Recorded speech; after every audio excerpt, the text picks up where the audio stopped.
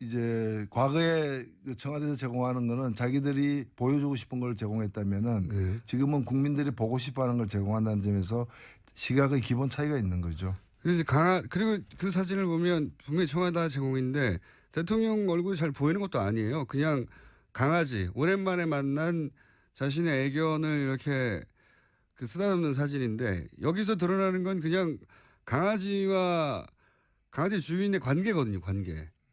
그래서 제가 이번에 청와대 방문했을 때 나오면서 그 전병헌 정무수석이나 임종석 비서실장에게 귀하들 많이 진화했다. 네, 맞아요.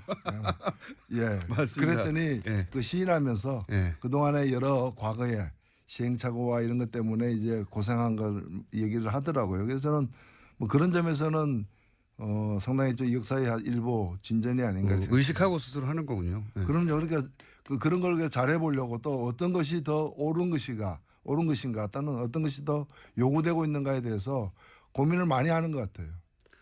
근데 그 강아지 사진은 결국은 대통령이 아주 뭐랄까요. 자기보다 약한 동물을 사랑하는 마음 뭐 이걸 드러내는 걸 뿐이거든요. 대통령 얼굴은 잘 보이지도 않아요. 근데 굉장히 임팩트 있거든요. 그런 사진은. 그렇죠. 예, 반려동물을 좋아하는 사람한테도 효과가 있고. 그 자체가 훈훈하잖아요. 훈훈하고 메시지가 있잖아요. 그러니까요. 예. 아, 참, 누구가 하는지 모르겠는데 참 세련되졌다 이런 생각을 하는데 미드를 잘 다룬다고. 자, 4대강 얘기를 또 해봐야 되겠어요, 이제는. 예.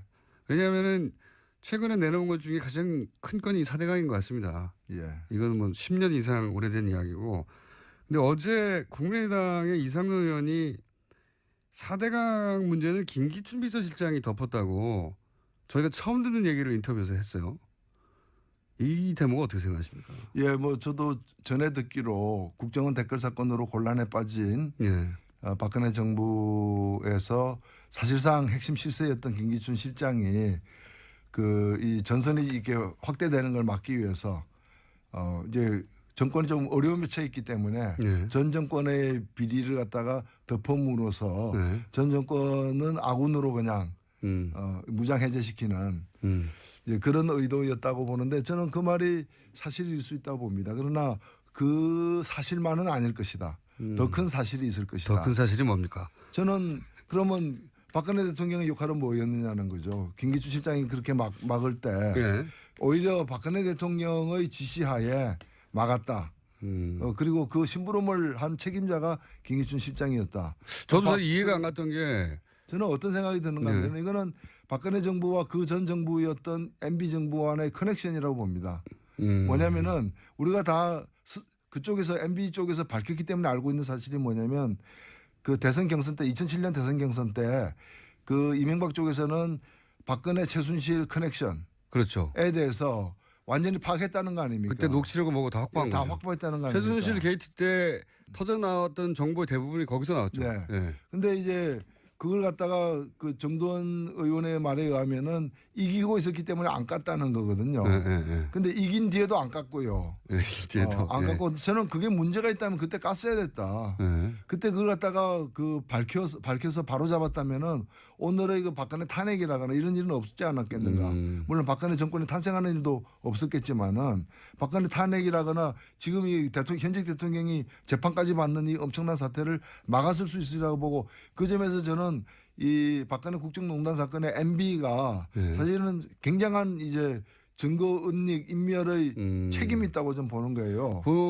그런데 박근혜 정부 초기에 MB가 그걸 갖고 있다는 거는 우리가 알고 있는 만큼 박근혜 당시 대통령은 더 잘 알고 있었을 것이고 경선에 싸웠으니까요. 그래서 제가 볼 때는 MB가 그걸 왜 밝히지 않았는가. MB 정권이 MB 정권 퇴임 이후에 자신들을 보호하기 위한 어떤 그런 방편으로 그걸 계속 쥐고 있었고 그걸 쥐고 있는 MB를 갖다가 뭐 그 원세훈 문제라거나 여러 가지 국정원 문제나 이런 게 칠 수가 없었던 거죠. 그래서 서로 범죄자들끼리 서로 공모한 거죠. 각각 다른 범죄를 저지른 범죄자들끼리 그 범죄 사실을 서로 알면서 그걸 서로 봐주게 하면서 서로를 지켜준 그런 상황이 여기까지 온 게 아닌가 봅니다. 보험으로 지고 있었다고 보시는 거군요. 그렇죠. 보험으로 지고 있었고 그렇기 때문에 그 박근혜 5년 내내 MB 쪽 인사들의 주요 어떤 문제가 이제 뭐 건드린다 하면서도 제대로 못 건드리고 그냥 다 덮고 넘어간 이유가 그게 있는 것이고 그 대표적인 것이 4대강 비리라는 거죠. 4대강과 관련해서 사실은 박근혜 후보 시절부터 그리고 2007 계속 비판했죠. 4대강 또는 그 대우나 말도 안 되는 거라고 각을 많이 세웠었고. 그러니까 4대강이 얼만큼 허황된 계획인가를 잘 아는 사람 중에 한 명이 박근혜였던 거죠. 그러나 그 자기가 정권을 잡았음에도 불구하고 특히 그 사회 각계각층에서 제대로 이건 수사하고 조사해야 된다. 왜 이렇게 됐는지. 네. 그걸 그래서 감사 요구가 수태에 있었음에도 불구하고 감사원이 제대로 감사하지 않고 막판에 가서야 너무 여론이 비등하니까 좀 하는 척하다가 그만둔 거죠. 그리고 나서는 실제 그 감사로 인해서 처벌받은 사람은 한 사람도 없어요. 없는 것이죠. 공직사회에서. 예, 그리고 왜 이렇게 그리고 무엇보다도 뭔가 하면 진실이 안 밝혀진 거예요. 4대강 사업으로 우리 자연이 어느 만큼 망가졌고 어느 만큼 우리가 이제 위험하게 됐는가에 대해서 예. 그것도 안 밝힌 상태인 거고 그러니까 지금도 보면은 그 과거의 관쪽 언론들은 그 주로 스피커들은 보면은 별 문제 없다. 그렇죠. 여전히 오히려 보호가 지금 홍수 예방 등 좋은 작용을 하고 있다. 녹조 그 아무 문제 없다. 마셔도 된다. 뭐 그렇게 얘기를 하고 있는 마셔도 거예요. 된다. 그 전문가들에 의하면 똥물도 정수를 할 수 있답니다.